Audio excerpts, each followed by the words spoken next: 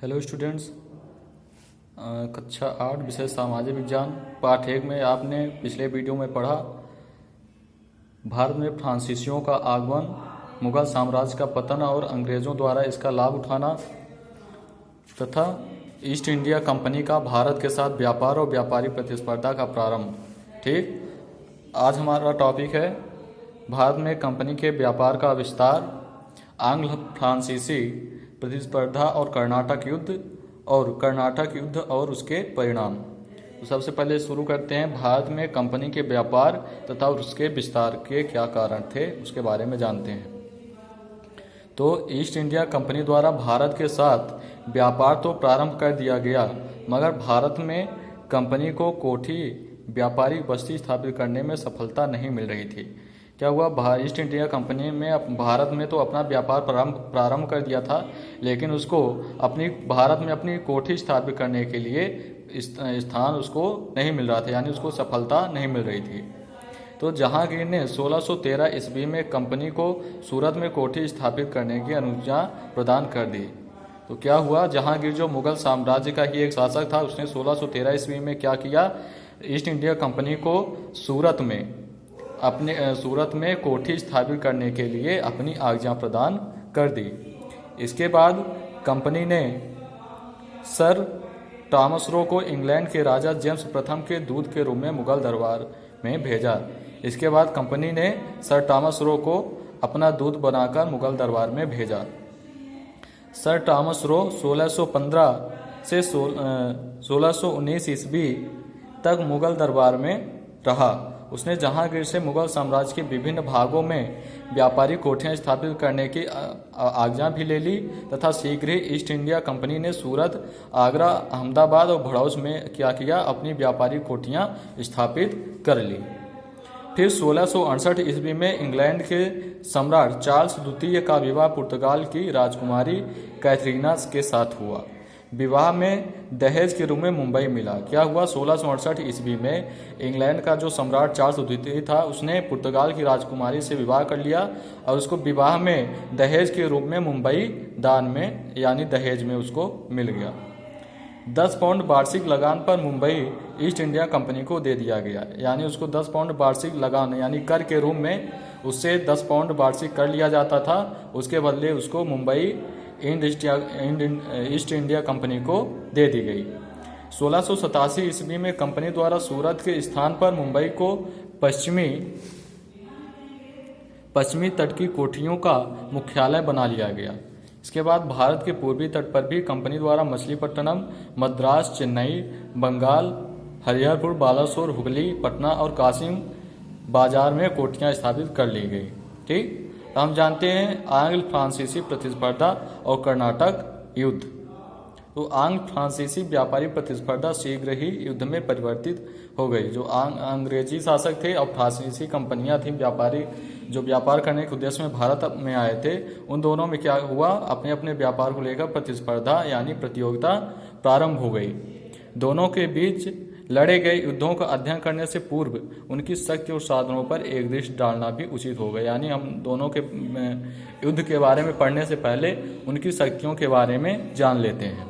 तो British east India company जो थी वह एक गैर सरकारी संस्था थी, यानी वह सरकारी संस्था ना होकर एक प्राइवेट संस्था थी, जबकि फ्रांसीसी कंपनी पर सरकारी प्रभुत्व था। लेकिन जो फ्रांसीसी कंपनी थी वह क्या थी, वो सरकारी कंपनी थी। ईस्ट इंडिया कंपनी अपने व्यापार एवं शक्ति के विस्तार तथा निर्णय लेने के लिए स्वतंत्र थी, जबकि फ्रांसीसी कंपनी समस्त निर्णयों के लिए फ्रांस की सरकार पर निर्भर रहती थी। ब्रिटिश कंपनी के अधिकारी और कर्मचारी पूर्ण परिश्रम तथा लगन से कार्य करते थे, जबकि जो फ्रांसीसी कर्मचारी थे वो सरकार के अधीन थे, इसलिए क्या करते थे, वो कर्मचारी भ्रष्ट थे तथा ईमानदारी से काम नहीं करते थे। सरकारी संरक्षण के कारण फ्रांसीसी कंपनी में स्वाभाविक व्यापारिक गतिशीलता तथा कार्यशीलता का अभाव था। ब्रिटिश कंपनी का व्यापार जो था विस्तृत था, उसका मुनाफा तथा शक्ति एवं साधन फ्रांसीसियों की तुलना में अधिक थे। यानी जो ब्रिटिश कंपनी का व्यापार था वो काफ़ी विस्तृत था, यानी फ्रांसीसियों के मुकाबले ज़्यादा मजबूत था और उन्हें लाभ भी ज़्यादा प्राप्त होता था। ईस्ट इंडिया कंपनी के प्रभुत्व क्षेत्र भी अधिक थे। यानी जो ईस्ट इंडिया कंपनी का प्रभुत्व क्षेत्र था, जितने क्षेत्रों पर उनका अधिकार था वो फ्रांसीसियों के मुकाबले ज़्यादा था। इसलिए जो ईस्ट इंडिया कंपनी थी वो फ्रांसीसियों के मुकाबले अधिक शक्तिशाली सिद्ध हुई। अब हम जानते हैं कर्नाटक युद्ध का क्या परिणाम हुआ। तो अधिक मुनाफा अर्जित करने और राजनीतिक प्रभुत्व में वृद्धि के लिए ब्रिटिश ईस्ट इंडिया कंपनी और फ्रांसीसी कंपनी प्रयत्नशील थी। यानी दोनों फ्रांसीसी कंपनियां और ईस्ट इंडिया कंपनी दोनों अपने अपने व्यापार को बढ़ाने के लिए संघर्षशील थीं। दोनों एक दूसरे को मात देने के लिए कम से कम मूल्य पर भारतीय माल क्रय करने का प्रयास करती थी। वो एक दूसरे के व्यापार को कमजोर बनाने के लिए भारत से जो कच्चा माल लेते थे उसके मूल्य पर उन्होंने मतलब कम मूल्य देना शुरू कर दिया। दोनों ही बाजार पर अपना प्रभुत्व स्थापित करना चाहते थे, इसलिए दोनों अधिक बाजार तथा सुविधाएं प्राप्त करने के लिए भारतीय राज्यों के आंतरिक मामलों में भी हस्तक्षेप करने लगे। अब व्यापार पर नियंत्रण स्थापित करने के लिए राजनीतिक सत्ता स्थापित करने का भी सपना देखने लगी। यानी दोनों जो व्यापारिक कंपनियां थी भारत में तो व्यापार करने के उद्देश्य से आई थी, लेकिन अब उन्होंने राजनीतिक हस्तक्षेप भी करना शुरू कर दिया। इसके बाद अब फ्रांसीसी कंपनी का प्रधान कार्यालय दक्षिण पूर्वी समुद्र तट पर पांडिचेरी में था। जो फ्रांसीसी कंपनी का जो प्रधान कार्यालय था, जो हेड ऑफिस था, वो कहाँ था? दक्षिण पूर्वी समुद्री तट यानी पांडिचेरी के पास में था। जबकि ब्रिटिश ईस्ट इंडिया कंपनी का जो प्रमुख केंद्र था वह फोर्ट सेंट जॉर्ज यानी कहाँ था? मद्रास में था, जो पांडिचेरी से अधिक दूर नहीं था। यानी दोनों का जो मुख्यालय था वो करीब ही था। दोनों कंपनियों की महत्वाकांक्षा में वृद्धि होती गई और परस्पर झड़प होने लगी। यानी दोनों कंपनियां अपनी अपनी महत्वाकांक्षाओं को लेकर एक दूसरे से झड़प भी करने लगी। यानी दोनों में आपसी लड़ाई या फूट पड़ने लगी। एक दूसरे को समाप्त करने के लिए दोनों में होड़ लगी तथा भारत में 3 युद्ध हुए, जिन्हें इतिहास में कर्नाटक युद्धों के नाम से जाना जाता है। यानी दोनों व्यापारिक कंपनियां अपने अपने व्यापार को उन्नत करने के लिए प्रयत्नशील थी और इस प्रयत्न में क्या हुआ? दोनों के बीच, ईस्ट इंडिया कंपनी और फ्रांसीसी कंपनियों के बीच कर्नाटक का युद्ध हुआ। यानी 3 युद्ध हुए, जिसमें कर्नाटक का प्रथम युद्ध हुआ 1746 से 1748 के बीच, कर्नाटक का द्वितीय युद्ध 1748 से 1754 ईस्वी के बीच तथा कर्नाटक का तृतीय युद्ध 1756 से 1763 ईस्वी में। और यूरोप में फ्रांस एवं ब्रिटेन के बीच 7 वर्षीय युद्ध का प्रारंभ हो गया। फलतः इसके बाद भारत में भी उनके मध्य युद्ध प्रारंभ हो गए। जनवरी 1760 में बांडीवासा के युद्ध में फ्रांसीसी पराजित हुए। क्या हुआ? जब कर्नाटक का युद्ध हो रहा था उसमें 1760 ईस्वी में बांडीवासा के समय जो युद्ध हुआ उसमें क्या हुआ? फ्रांसीसी पराजित हो गए और ईस्ट इंडिया कंपनी की विजय हुई।